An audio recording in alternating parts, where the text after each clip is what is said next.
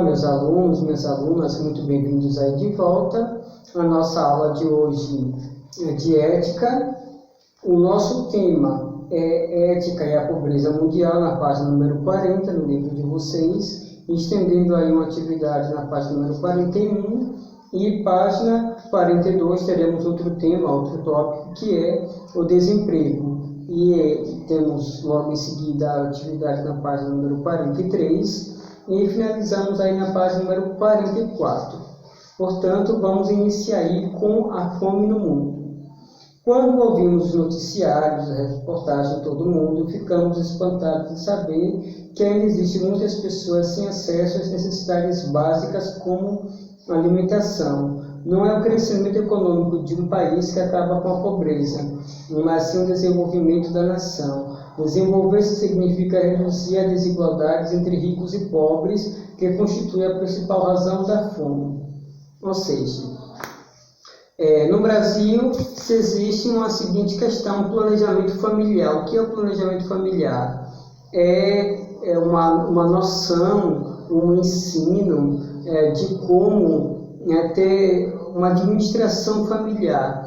Ou seja, uma pessoa que não tem uma condição social muito boa, ela jamais deve ter vários filhos, porque quanto mais filhos se tem, mais se torna difícil a manutenção de uma família muito grande, certo? E as pessoas pensam daquela maneira, onde come um, come 10, onde come 10, come 20, enfim. Então, temos aí alguns noticiários do interior da Bahia e também alguns estados do Nordeste, de famílias, de mulheres que tiveram aí 20 filhos, 30 filhos, 34 filhos. A maioria estão vivos, outros morreram, outros não chegaram nem a muito tempo de vida, certo?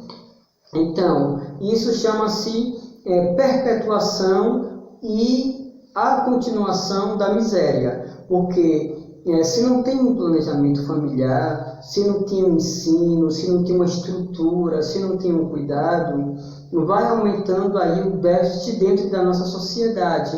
Quanto mais filhos, mais difícil a manutenção. E quanto mais difícil a manutenção, mais sujeito a criança, o adolescente, o futuro adulto, ele vai estar sujeito aí à marginalidade. O que é a marginalidade? A margem da sociedade está afastado, porque hoje em dia sustentar uma família com 2 pessoas ou 3 pessoas é um pouco difícil, ainda mais uma família contando aí de 6, 7, 8, 9 membros, certo?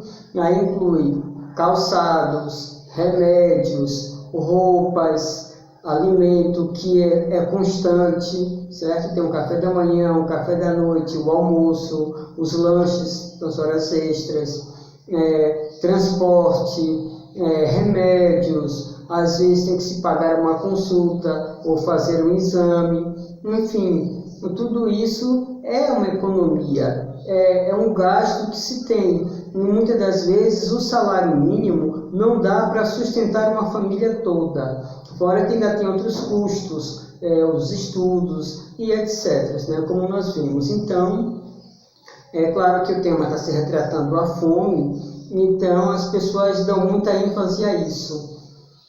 Quanto maior a quantidade de pessoas, maior vai ser a necessidade e a produção de alimentação.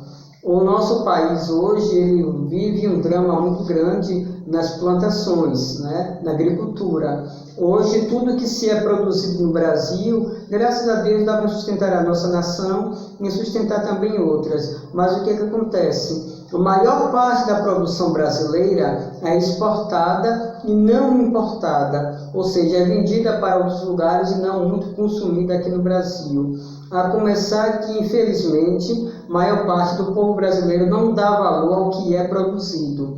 Não paga muito, o recurso e os gastos são muito grandes, o retorno financeiro é muito pouco, aí se prefere vender para outros países que pagam muito bem pela mercadoria brasileira, mas infelizmente aqui para o Brasil se consome aquilo que se sobra. Infelizmente a verdade é essa. Então por isso que nós temos alimentos muito caros, temos inflações, principalmente nos alimentos básicos, que é de base de sustentação aí da maior parte das famílias brasileiras, certo? Então, vemos aí na televisão pessoas fazendo apelo, que está passando fome, que está passando necessidade, que não tem dinheiro para comprar um alimento, que não tem dinheiro para tomar um café, não tem, enfim. E vemos as lamentações, as lamúrias no programa do Se Liga Bocão, no programa do Que Vem ao Povo, no programa Na Mira, esses programas mais que passam do meio-dia, onde as pessoas vão fazer campanha, onde as pessoas vão pedir ajuda, onde as pessoas vão dizer que não tem nada, né, ou que perderam tudo. Mas por causa disso é o que vem a falta de conhecimento, a falta de planejamento, a falta de estruturação, né, a falta de uma educação familiar, que é muito importante, que acaba gerando esses temas, né? A longevidade da fome, a perpetuação da fome. E claro que o texto fala de fome física, né? A fome de saciar o corpo, dos nutrientes, mas a falta de educação, a falta de cultura, a falta de manutenção, a falta de uma estrutura física familiar, isso também é uma forma de fome, certo? Então é muito triste, é lamentável saber aí que as famílias, elas crescem largamente e não têm sequer condições de dar uma casa para os seus entes morarem. É muito triste a gente ver crianças debaixo do viaduto, crianças debaixo da marquises, adolescentes, adultos, idosos, crianças que estão no orfanato, adolescentes que estão no orfanato, abandonados à mercê da sociedade por conta de uma falta de educação familiar, por uma falta de estrutura, e sem contar com os futuros acontecimentos que podem vir aí no futuro, o caso de uma morte repentina, o caso aí de diversos outros acontecimentos que a gente sabe que tem, certo?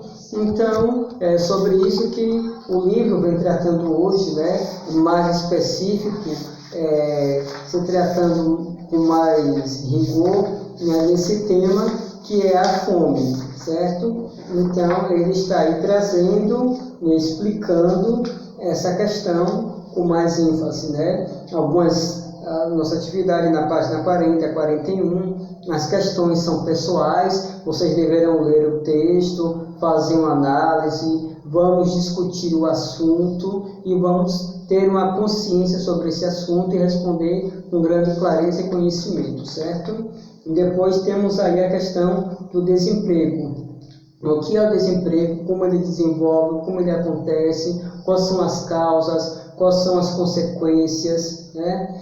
No passado, tínhamos inúmeros empregos informais, mas eram empregos que sustentaram muitas famílias, empregos ou subempregos que formaram muitos doutores. Estamos falando aí da profissão de engraxate, a profissão de lavadeira, a profissão de cozinheira, de arrumadeira, de camareira. Estamos falando também aí de outras profissões que agora eu não me lembro, mas que desapareceram por conta do desenvolvimento da sociedade e também porque as máquinas vêm surgindo e vêm substituindo o trabalho do homem. Só para vocês terem ideia, há 100 anos atrás, eram os homens que fabricavam os carros manualmente. Hoje não. Hoje são as máquinas que fabricam os carros. Quantos desempregos as máquinas geraram?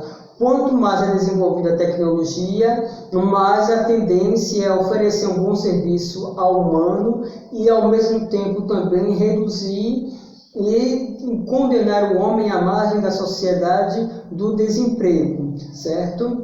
Então, tínhamos inúmeras pessoas que trabalhavam na lavoura. Hoje, poucas pessoas trabalham na lavoura, porque tem aqueles gigantescos tratores que fazem o trabalho de 200, 300, 400 pessoas, no plantio de soja, na colheita da soja, na colheita da laranja, e etc., né? Na criação de gado também. Enfim, passo a passo, a máquina ela está substituindo o homem e gerando grande desemprego.